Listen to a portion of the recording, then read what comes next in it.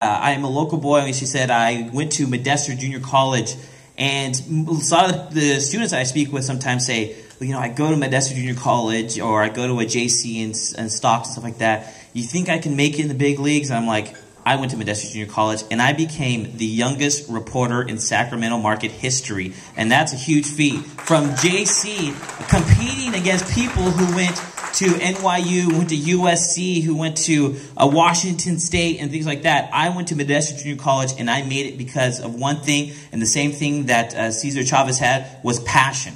Passion. And that's the only thing. No matter what you do, as long as you have passion, you can make it.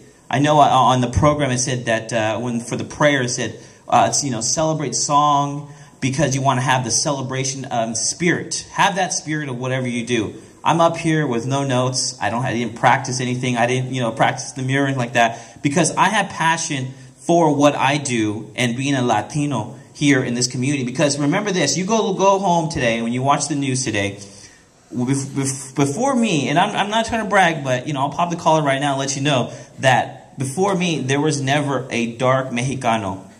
If you were any darker, they were either African American or they were on Univision or something like that, or yeah. And they always thought that when they go, "Oh, you're a news reporter, so which Mexican news station you work for?" I go, "No. I'm with Channel 31's Good Day Sacramento." Yeah, they usually have a light-skinned reporter, and that's nothing wrong with that, but they didn't go that way. And you're saying that I'm the only one in the whole world that wanted to be a reporter that was dark-skinned, but I made sure I was going there on my merits. And they picked me with only passion that I had. When I used to go there as an intern to the station, I used to go there, and my parents did what they could, but sometimes I couldn't afford to drive back to Turlock and then go back to Sacramento the next day when I would be an intern on the weekends. So yeah, I would have to sleep in my car.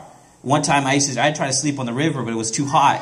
Now imagine I was reporting at the state capitol and then here I am sleeping on the river. How is that going to look on my station? So I decided to find a laundromat, and I stayed in the laundromat because no one bothers you because they think you're doing laundry. So I always had quarters for the laundromat, and they had a nice TV.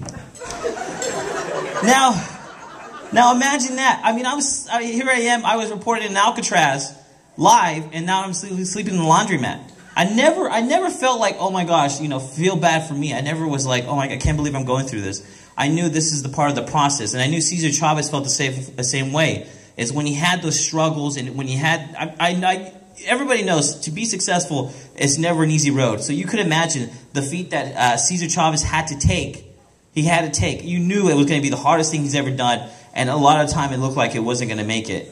So you could imagine. So I never felt like this is bad for me when I'm sleeping there. Now, after 6 months of interning, and my third day there, someone called in sick, and they said, "Hey, Alan, can you be a reporter?" And they handed me the mic. I looked at it, and I go, "What do you want me to do with this?" But I go, "Why not? What do I have to lose? What do I have to lose? What do they expect from me? I'm an intern. If I don't do well, then no big deal. They go back. But they gave me a chance, and then I knocked it out of the park. And here I am today talking to you guys as a guest speaker. And I'm not just saying this because I want to kiss up to you, because some of you I know own some businesses that I want some free food at. But I'm really honored to be among you today. This is awesome that we have something like this here in this area, in Modesto area, because I know coming from the Sacramento area, they kind of look down on Modesto.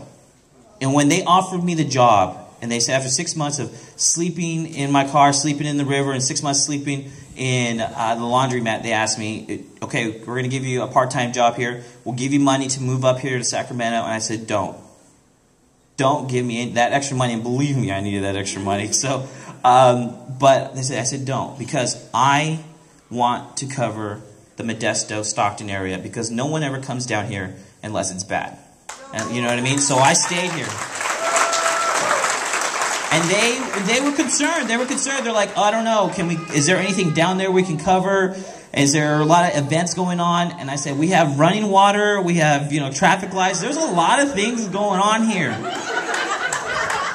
And now, that was 5 years ago. Now that I'll get stories from the Sacramento area, and they said, "No, stay down there," because we just figured out how much of an impact not only that I had there, but how much of an impact Modesto has on me. And now we're covering great events in not only Modesto, Turlock, Series, Keys, if you even know where that is.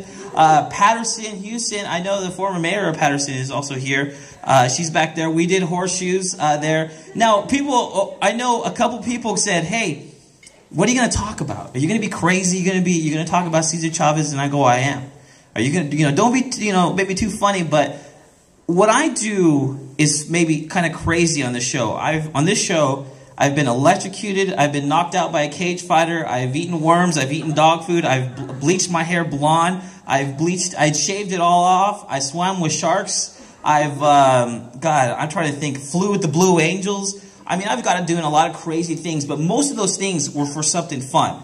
Something that was community-based. Like I was playing horseshoes with a former mayor. Like, what does that have to do with anything? Like, what is that, going to help the community? But we were promoting the event that had the Apricot Festival down there. Hey, this is a local event, helping out local vendors, helping out local people. I might give you, like, a different perspective on it. Hey, let's check out an event instead of, hey, let's look at the apricots and stuff like that. Let's show you what the fun is. So when you go out there and have a good time with your family, you can say that we sent you from Good Day Sacramento because we tried it out first. Here today, and I look at all of you, and I'm just so inspired that all these beautiful people still kissing up are here today. I'm inspired to say, wow, this is what's coming out of Modesto right here. This is coming out of the series area. It's coming out of the Stockton area. This is us, and we are making an impact bigger than you will ever believe. Now, I get to go everywhere. I get to meet lots of celebrities and things like that. But when I walked in here for the first time, and this is my first time with LCR, I was like, oh, I know him. I know her. I know him. I know her. And they are doing wonderful things. So please give yourself a round of applause for what you're doing for the community, because it's so awesome. You don't have to do this. You don't have to do. No one is telling you you have to do this. You can do your job. You can go to school and just do your thing and be out of the way. And that's the thing. Same thing with Cesar Chavez. He didn't have to do what he did. No one paid him to do what he did. He was just like, someone needs to make a change. Somebody needs to make a change, and that's what he decided to do. When I found out with only an 8th grade education, he didn't need to have a huge college degree. Now, give yourself, obviously, the most chances as possible. Get yourself an education, put yourself in the right location to put yourself in the right situation. But he didn't. He went in there with no tie. He wasn't wearing a big tie or like that. He was in his own clothes. He was comfortable, and he said, hey, this is what needs to change. And people listened. And with LCR, this is what's happening, is that it started with one man putting this all together. And now everybody wants to come together. Now we are stronger than ever. And now here in Modesto, you can be so proud saying, this is what you guys are putting together. And it makes me proud, because now I can be proud of a city that not only did I grow up in, but I cover every day. Whether it is wearing high heels and walking a mile around in shoes. You know what I mean? That's some of the crazy things that I do. But that's all for good cause, and you guys are doing this for good cause. It's coming from a Mexican-American family. My father is a forklift driver, over 34 years of doing forklift driver. And my mom, God knows, she's had, honestly, I had to say she's got 60, 70 jobs. Not because she couldn't keep a job, don't get me wrong. But she just kept working because she knew, why stop? Why stop? And I'm proud that from that, here I am today, to be able to talk to you and be inspired not only by what Cesar Chavez did, but what you guys are doing too. I know the young girl talked about maybe having a little legacy, leaving something with someone here to remember by. I'm going to remember what these kids said, because they are the future. I mean, I'm not that old. I'm only going to be 28, so I got gray hair already, but I'm just inspired that this is going to drive me to do better, to go farther. And that's it. What do you have to lose? You live once. No one is promised tomorrow. Knowing that, why not take advantage of every day? Not only just to be happy, but to inspire others. And that's what Cesar Chavez did too. He gave back to the community. He gave back to the community. And then that's what you guys are doing here today. And if anything, I feel like maybe I should do more to give back to the community, because I'm just inspired by what everyone does. If you remember anything, just remember that you live once. No one is promised tomorrow. Let's just have a great time. Let's all love each other for who we are, no matter what color we are, no matter where we come from.